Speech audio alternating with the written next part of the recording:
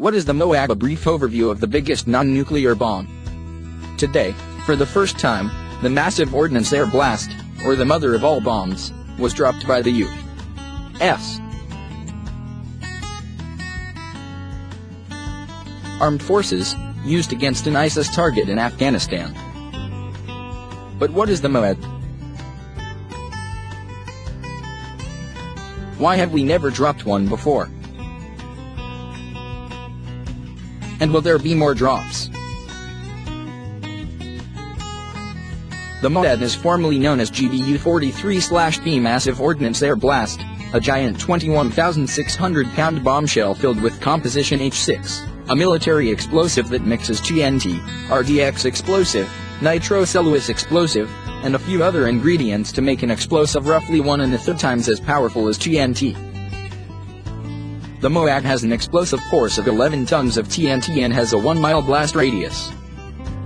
It is so large it can't be dropped in the way you imagine a bomb is dropped. Instead, it has to be shoved out of a plane at high altitude and parachuted towards its target with satellite guidance.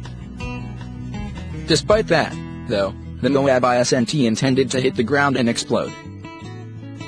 Instead, it is what is called a thermobaric weapon.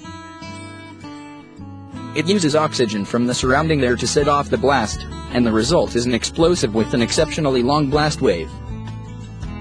It is sometimes also called a vacuum bomb because the reaction sucks all the oxygen out of the surrounding air. If you're inside a building, the blast wave bounces and is even more amplified, killing everyone inside and destroying the structure. A Defense Department study from 1993, obtained by Human Rights Watch, paints an ugly picture of this bomb going off. What kills is the pressure wave, and more importantly, the subsequent rarefaction vacuum, which ruptures the lungs. If the fuel deflagrates but does not detonate, victims will be severely burned and will probably also inhale the burning fuel. Since the most common FE fuels, ethylene oxide and propylene oxide, are highly toxic, undetonated FE should prove as lethal to personnel caught within the cloud as most chemical agents. Needless to say, the use of thermobaric weapons is controversial. The Syrian government has been accused of dropping them indiscriminately. But they are accepted tools of war, and the U.S.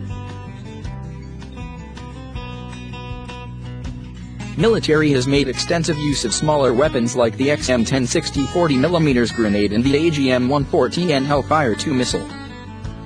The XM1060 is so powerful it was reported that just one could destroy a 1-story building from 100 yards.